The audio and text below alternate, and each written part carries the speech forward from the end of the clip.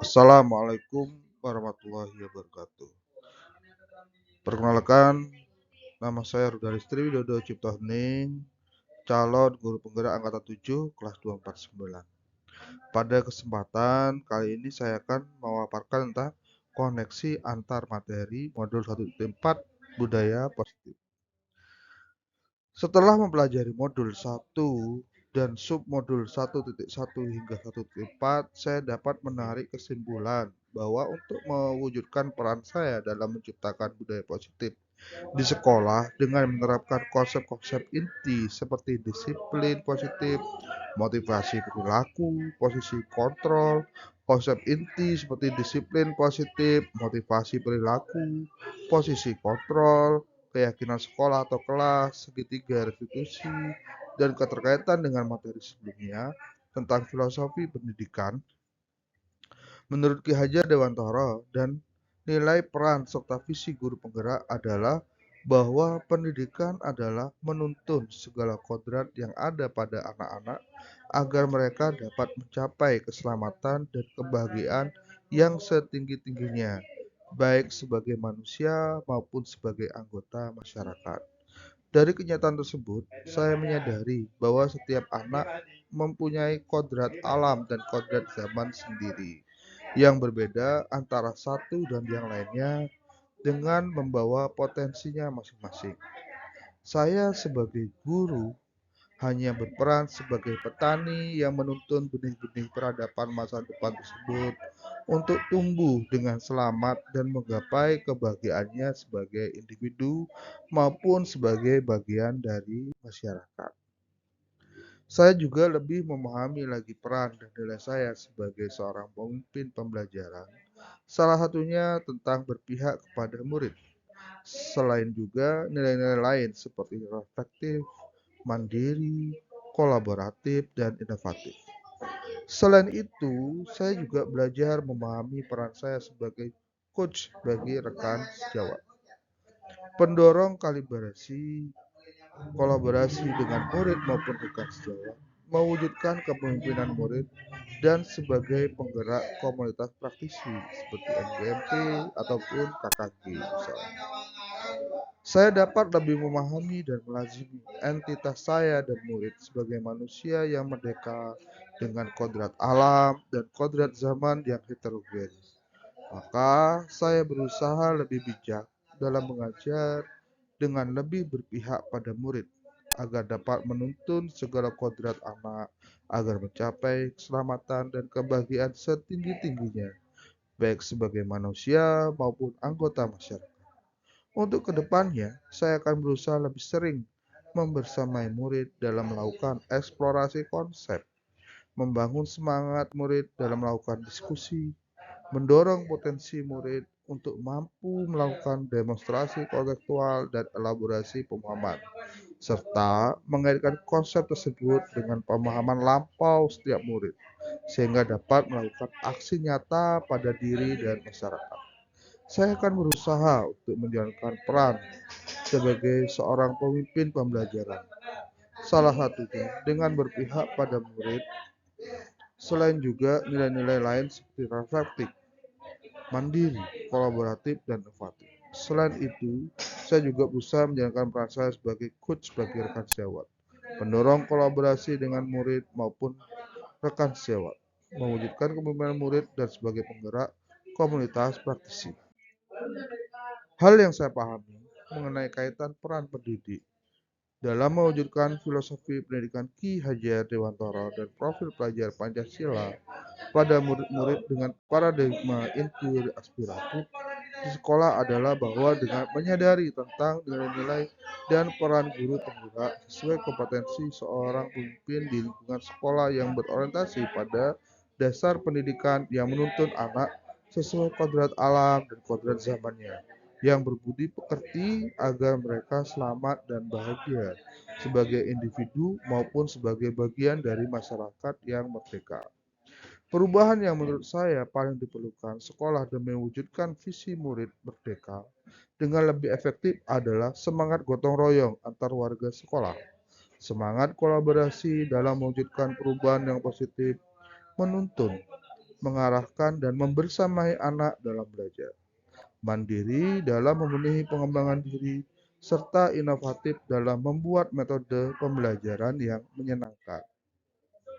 Seseorang yang memiliki disiplin diri berarti mereka bisa bertanggung jawab terhadap apa yang dilakukannya, karena mereka mendasarkan disiplin mereka pada nilai-nilai kebajikan universal. Tujuan mulia dari penerapan disiplin positif adalah agar terbentuk murid-murid yang berkarakter, berdisiplin, santun, jujur, peduli, bertanggung jawab, dan merupakan pembelajar sepanjang hayat, sesuai standar kompetensi lulusan yang diharapkan. Namun dalam pelaksanaannya, kita perlu memperhatikan teori motivasi perilaku manusia, yaitu menghindari ketidaknyamanan atau hukuman, mendapatkan imbalan atau penghargaan, serta untuk menghargai diri atau menjadi orang yang mereka inginkan. Metode terbaik dalam mengeksplorasi suatu posisi dalam penerapan disiplin dengan posisi kontrol manajer.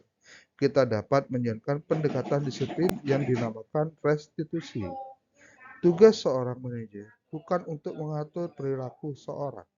Kita membimbing murid untuk dapat mengatur dirinya.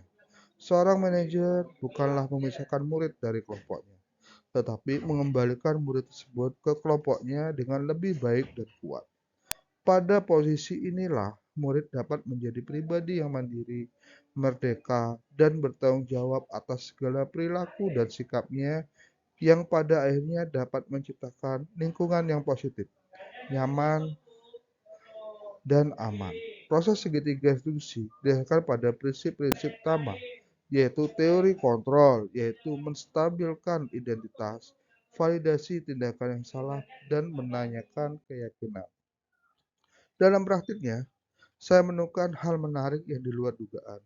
Hal tersebut adalah ternyata murid menjadi lebih terbuka dan memberikan informasi utuh tentang apa yang mendasari tindakannya daripada hanya sekedar menghukumnya. Sehingga hal tersebut membuat saya menjadi ingin menciptakan budaya positif di kelas atau di sekolah berupa penerapan polisi kontrol manajer yang saya rasa lebih ramah terhadap anak serta menggugah kesadaran dan keyakinan murid untuk menjadi lebih baik. Karena pada pengalaman terdahulu, banyak murid yang walaupun sering dihukum, namun tidak juga jera dalam melanggar disiplin. Hal tersebut tentu saja membuat saya kesal dan marah, hingga menambah kadar hukuman bagi murid tersebut. Namun setelah mempelajari metode segitiga restitusi, saya menjadi lebih memilih posisi kontrol manajer daripada menjadi seorang penghukum. Saya merasa konsep penghukum harus mulai ditinggalkan karena kurang baik dan tidak efektif dalam jangka panjang, terutama dalam upaya memperbaiki karakter murid. Konsep tersebut harus mulai diperbaiki dan dirubah menuju posisi kontrol manajer.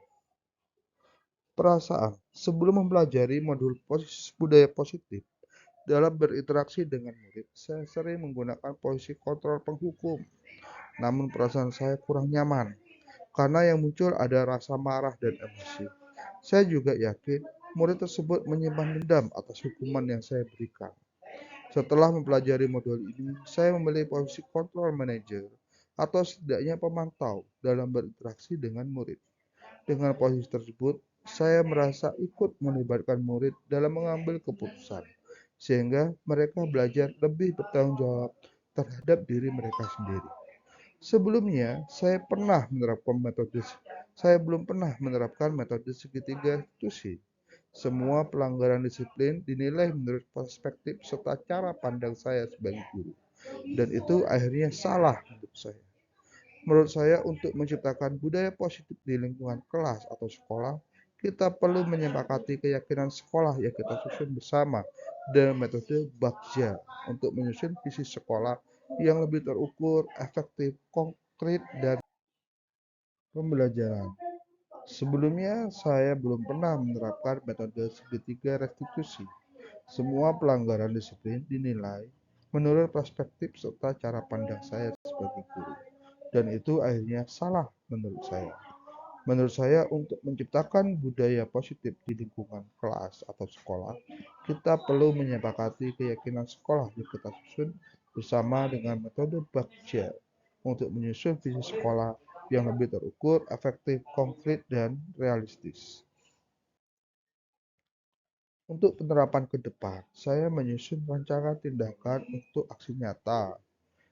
Sebagai latar belakangnya adalah perlunya suatu upaya untuk menggugah keyakinan murid untuk memperhatikan pelajaran yang diberikan oleh guru. Sedangkan tujuannya adalah terwujudnya keyakinan kelas tentang kelas yang menyenangkan dengan menghargai orang lain atau guru. Tolak ukur keberhasilan adalah murid memperhatikan penjelasan guru serta pembelajaran yang berdiferensiasi. Lini masa tindakan yang akan saya lakukan yaitu diawali dengan penetapan keyakinan sekolah yang dibicarakan dengan kepala sekolah. Kemudian dilakukan sosialisasi keyakinan sekolah yang melibatkan seluruh warga sekolah. Dari keyakinan sekolah tersebut kemudian di breakdown dalam bentuk penetapan keyakinan kelas yang dipimpin oleh wali kelas serta melibatkan seluruh warga kelas yang kemudian dilakukan proses pelaksanaan keyakinan kelas oleh seluruh warga kelas. Kemudian pada akhir kegiatan dilakukan proses evaluasi sebagai masukan dalam penetapan keyakinan sekolah selanjutnya. Dukungan yang dibutuhkan yang pertama adalah bahan ajar yang berdiferensi, kemudian proyektor, bimbingan dari guru BWBK, dukungan dari kepala sekolah, dan semua warga sekolah melalui penetapan keyakinan sekolah tentang budaya positif. Sekian dari saya, terima kasih. Wassalamualaikum warahmatullahi wabarakatuh.